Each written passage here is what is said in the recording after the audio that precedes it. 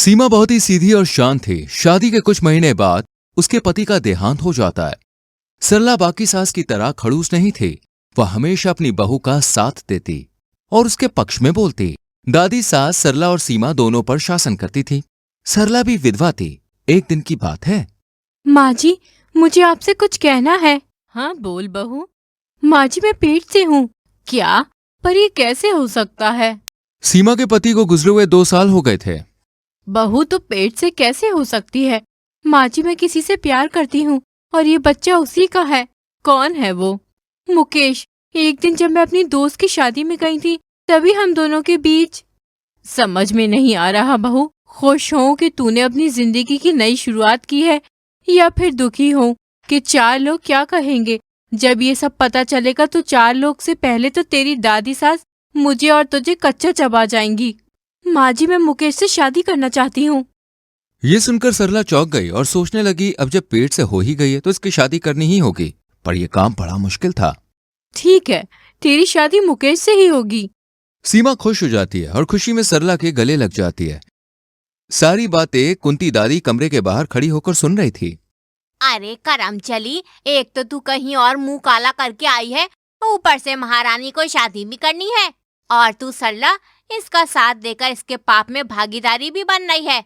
और क्या करूं माँ जी, बेटे के जाने के बाद बेचारी ने सब कुछ त्याग दिया।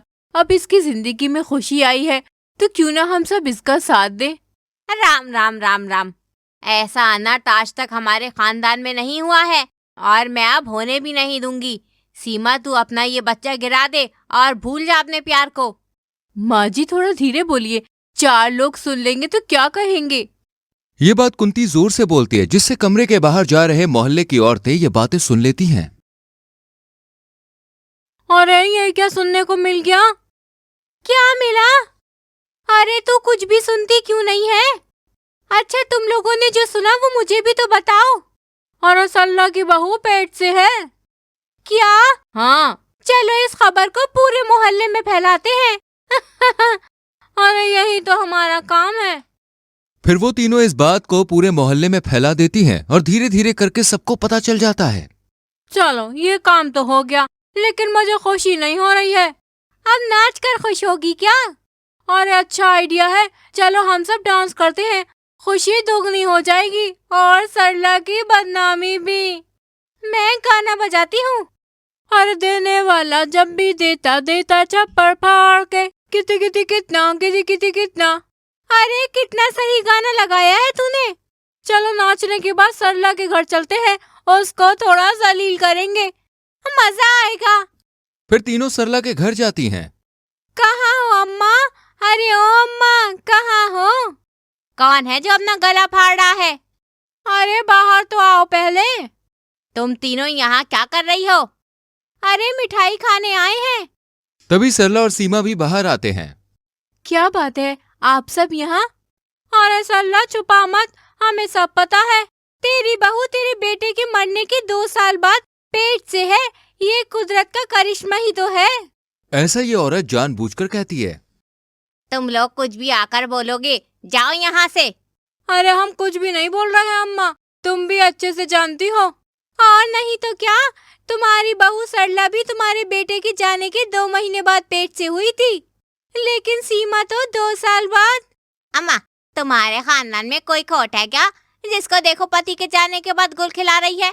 अरे चुप हो जाओ नासपीटो, हमें जलील करने यहाँ आए हो क्या? सही तो कह रही है, इस बात पे तो मैंने ध्यान ही नहीं दिया। इसलिए ये सरला इस कलमुही का साथ दे रही है, क्योंकि इसने भी यही किया था। माँ जी आप ये क्या कह रही है? चुप हो जा, एकदम सही कह रही हूँ। तुम दोनों सास बहू अभी के अभी निकलो मेरे घर से।